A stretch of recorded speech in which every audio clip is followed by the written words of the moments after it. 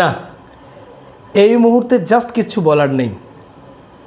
আমরা কাল এবং আজকে যে এসএসসি কিভাবে পরীক্ষা কন্ডাক্ট করাচ্ছে এবং পরীক্ষা নিতে যে হিমশিম খেয়ে যাচ্ছে রীতিমতো, রিফর্মের জায়গায় যে ডিফর্ম হয়েছে এটা একদম বাস্তবে দেখা যাচ্ছে।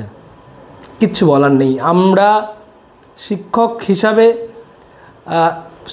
আর কীভাবে স্টুডেন্টদের পাশে থাকতে পারি যদি এতটা চরম খারাপ সিচুয়েশান তৈরি করে এসএসসি, তা সত্যি আর বলার নেই। মুখের ভাষা হারিয়ে ফেলেছে। প্রত্যেকটা এক্সাম সেন্টারে চরম বিপত্তির মুখে পড়তে হচ্ছে। কম্পিউটার ল্যাগ, সিস্টেম ল্যাগ তো আছেই।